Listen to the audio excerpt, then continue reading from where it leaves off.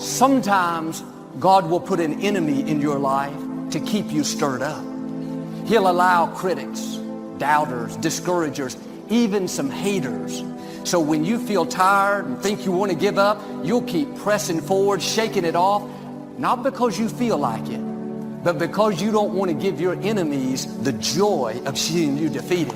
Not out of spite, not out of pride. God uses the negative to keep us stirred up. There is no worse feeling than that of invisibility. You know, when you are doing your very best and it goes unrecognized, it makes it kind of harder to want to keep doing it. And when you feel unseen, especially by the people whose attention and approval you crave the most,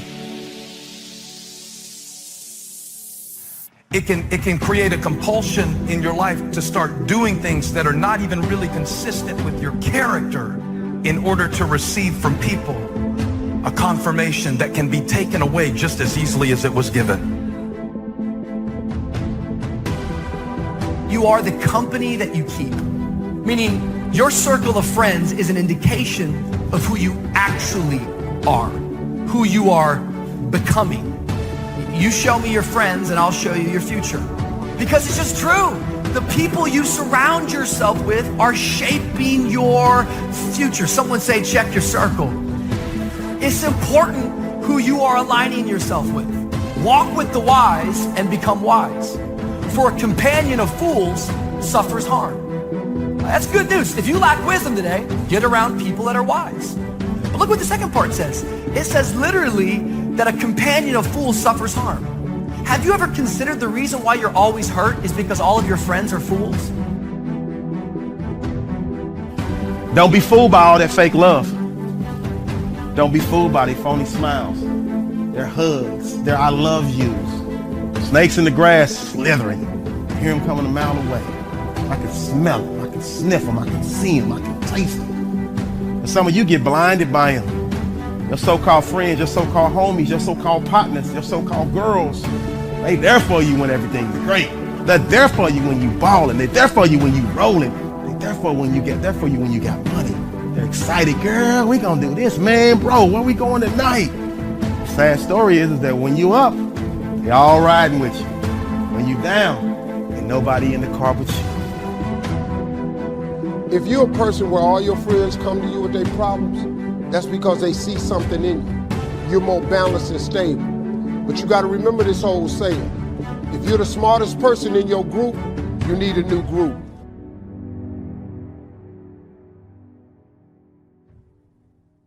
Some of my enemies, I feel like I need to write them a check. If they hadn't have been against me, I wouldn't have prayed so hard.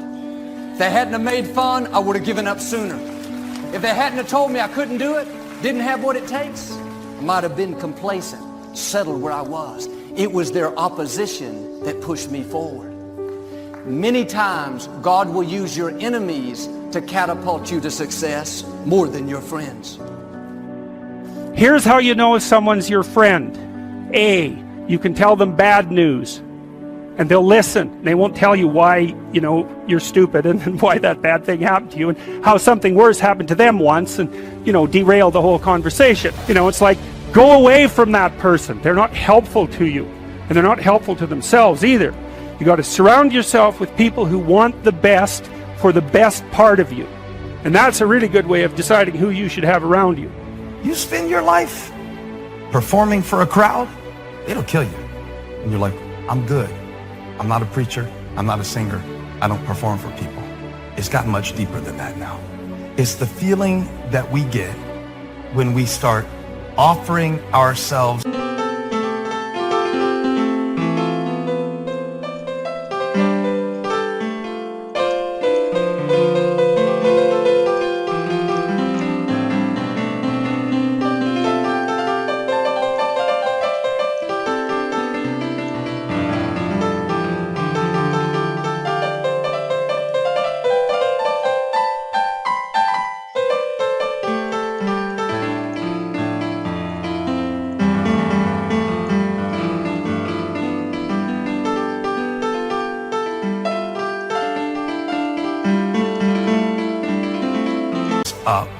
in a form that is more impressive to people, but is not authentic to us, is the mode that we all get tempted to get into when we start trying to bring a version of ourselves to a situation that we think will make a good impression. Don't complain about the person that betrayed you.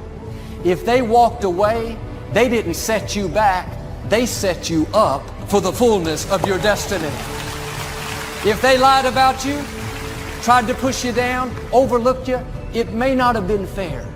But if God allowed it, He knows how to use it for your good. Do not be misled. So don't sit around and be like, I think this is what's going on. No, wait, this is maybe what's happening. You don't have to come up with theories. Don't be misled. Bad company corrupts good character. Have you ever stopped to consider the reason why you're never able to finish anything you start is not because you're not gifted. It's not because you're not talented. The reason why you can't finish it is because you lack character. Because every time you step out, you don't have the stuff it takes to finish. Yet the only way you're going to get rid of bad character is you're going to have to actually go ahead and get rid of bad company. The moment you remove bad company, you're going to start getting some good character. Somebody say, check your circle. Sometimes there's something inside of you telling you that you are not enough. And since you feel like you're not enough,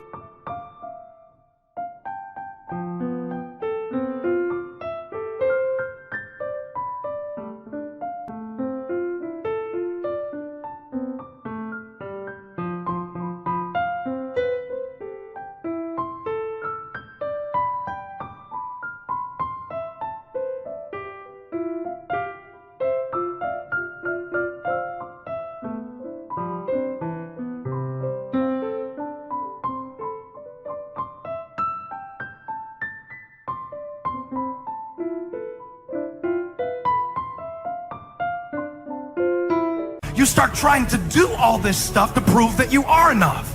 The problem is the people that you're trying to prove it to aren't even paying attention because they're so busy trying to prove to somebody else who isn't paying attention to the other person. And now we're all posting and proving, but inside we're dying. And you've got to know the places that you cannot go, whether it's on your phone, whether it's in your mind, because there are some places that you need to stay away from on purpose. Because if you go, it's going to kill your joy, it's going to kill your contentment, it's going to kill your sanity, it's going to kill your peace. You've got to upgrade your friends. It ain't nothing bad, you just got to upgrade people in your life. But if you're the smartest person in your group, you need a new group. You cannot be the go-to person in the group.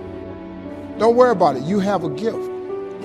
You solve problems all the time. You can earn a lot of money doing that. You know what people pay for in this country? They pay for expertise in this country.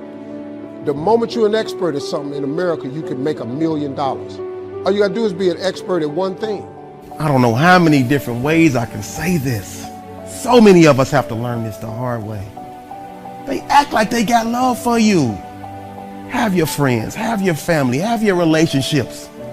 But make sure you be you.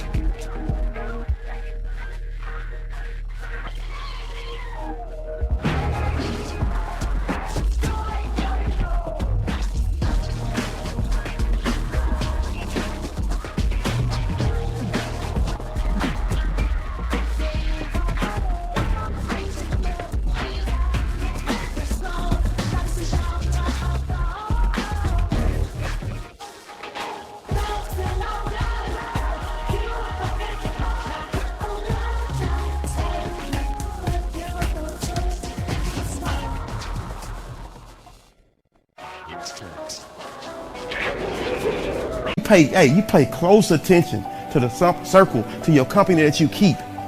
Because when you need them the most, I promise you, they will turn your back on you. You need to find you a group of friends. And you need to know in your heart of hearts that if you down, they gonna pull you up. And if they down, you're gonna pull them up. that person that's holding you back, that person that's bringing you down, that person is you. Are you gonna say you wanna do something, do it for 2 weeks and then quit, like you did last year, like you did the year before last?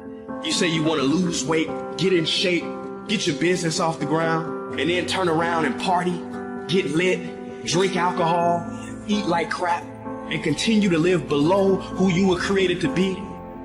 Comfort zone is dangerous. When you're comfortable, you are at most danger. You should never feel comfortable. You should be happy and dissatisfied. For anybody ever tell you, hey look, you know what? Just be satisfied with what you got. Don't believe him. Get him away from you. Never be satisfied with what you got. Because the attempt to get more makes you into something better. All the time. You should double your business. Triple it. Make a declaration to yourself. Declare all out war that you're going to get out of this rut. Decide today that you will no longer tolerate losing. You are going to be a winner. I don't negotiate with myself. I don't.